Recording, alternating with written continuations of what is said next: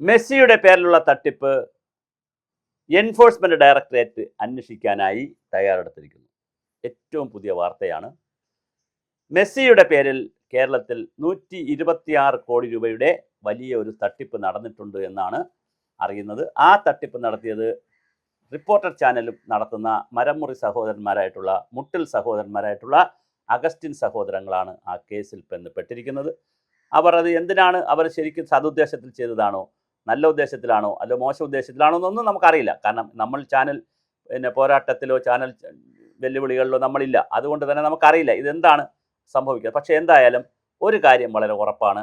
Kerala police FIR register ചെയ്ത് കഴിഞ്ഞാൽ ഉടൻ തന്നെ എൻഫോഴ്സ്മെൻറ്റ് ഡയറക്ടറേറ്റ് തീർച്ചയായിട്ടും വരും. അതുപോലെ ആദായ വകുപ്പ് IT സ്പോൺസറായ reporter broadcasting company Argentinian football association എന്ന പേരിൽ 126 കോടി കള്ളപ്പണമാണോ അയച്ചത് എന്നാണ് പരിശോധിക്കുന്നത്. ആ 126 കോടി രൂപ എന്താണ്, എവിടെ നിന്നാണെന്നുള്ള സാമ്പത്തിക തട്ടിപ്പുകളിൽ പോലീസ് കേസ് രജിസ്റ്റർ ചെയ്താൽ മാത്രമേ EDക്ക് വന്ന് പരിശോധിക്കാൻ കഴിയുള്ളൂ. കഴിഞ്ഞ സർക്കാരിൻ്റെ കാലത്ത് കായിക വകുപ്പ് ഇങ്ങനെ ചില പ്രശ്നങ്ങൾ ഉണ്ടെന്ന് പറഞ്ഞെങ്കിലും കേസ് രജിസ്റ്റർ ചെയ്തിട്ടില്ലായിരുന്നു. അങ്ങനെ തട്ടിമുട്ടി കഴിഞ്ഞ ഗവൺമെൻറ്റിൻ്റെ കൂടെ ഗവൺമെൻറ്റിൻ്റെ അവദാനങ്ങളൊക്കെ വാഴ്ത്തിപ്പാടി CPM വീണ്ടും അധികാരത്തിൽ വരുമെന്നൊക്കെ പറഞ്ഞ് റിപ്പോർട്ടർ കൊണ്ടുപോയി. പക്ഷേ ഭാഗ്യവശാലോ നിർഭാഗ്യവശാലോ അവരുടെ നിർഭാഗ്യം കൊണ്ടായിരിക്കാം, കേരളീയരുടെ ഭാഗ്യം കൊണ്ടായിരിക്കാം, LDF അധികാരത്തിൽ വീണ്ടും വന്നില്ല.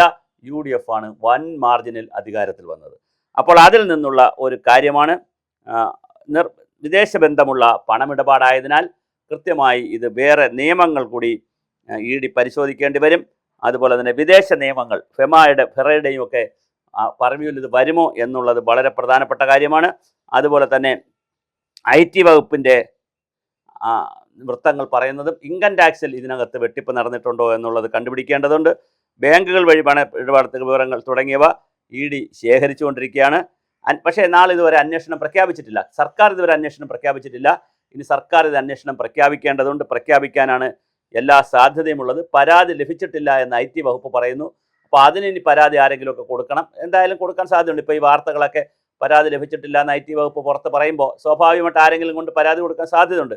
ഈവൻ വ്യക്തികളെങ്കിലും കൊണ്ട് കൊടുക്കാൻ സാധ്യതയുണ്ട്. അപ്പോൾ എന്തായാലും വളരെ വലിയ രീതിയിലാണ് മെസ്സി വിഷയം കേരളത്തിൽ കറങ്ങുന്നത്. ഒരു ചാനലിനെ സംബന്ധിച്ചിടത്തോളം അവരുടെ നിലനിൽപ്പിൻ്റെ കൂടി വിഷയമായി ഇത് മാറിയിട്ടുണ്ട്.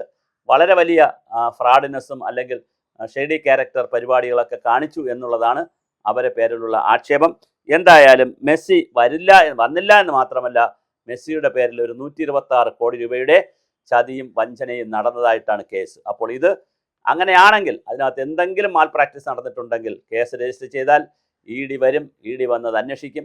സ്വാഭാവികമായി ഇതിനകത്ത് വലിയ പ്രതിസന്ധിയായിരിക്കും വരാൻ പോകുന്നത്. ചാനലിൻ്റെ ഭാവി ഉൾപ്പെടെ എങ്ങനെയായിരിക്കുമെന്ന് നമുക്കിപ്പോൾ പറയാൻ കഴിയില്ല. എന്തായാലും കോടിക്കണക്കിന് രൂപയുടെ മുട്ടൽ മരമുറി കേസ് ഒരു വശത്ത് വന്ന് അതിങ്ങനെ അവർ ഒതുക്കി പല രൂപത്തിലൊക്കെ കൊണ്ടുപോയി അവസാനം അറസ്റ്റ് വാറണ്ടൊക്കെ വന്ന് കോടതിയിലൊക്കെ പോയി ജാമ്യമൊക്കെ എടുത്ത് ഇങ്ങനെ നിൽക്കുമ്പോഴാണ് അടുത്ത ഐറ്റം കയറി വന്നിരിക്കുന്നത്. അപ്പോൾ എന്തായാലും ശനിബാധ പോലെ ശനി ശക്തിപ്പെട്ട് നിൽക്കുന്ന പോലെ ഒന്നിന് പുറകെ മറ്റൊന്നായി ഇങ്ങനെ ശനി വന്നുകൊണ്ടേയിരിക്കുന്നു. എന്തായാലും നമുക്കറിയില്ല.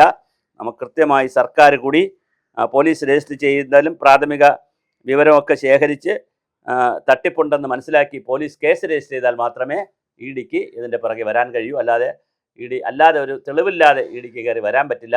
അപ്പോൾ എന്തായാലും വരാൻ തയ്യാറെടുത്ത് നിൽക്കുകയാണ്. തീർച്ചയായിട്ടും ഇനിയിപ്പോൾ അതിൻ്റെ ഒരു അന്വേഷണം കൂടി വരുവാനുള്ള എല്ലാ സാധ്യതയുമാണ് നമ്മൾ മുന്നിൽ കാണുന്നത്. എന്തായാലും മെസ്സിയുടെ പേരിൽ കഴിഞ്ഞ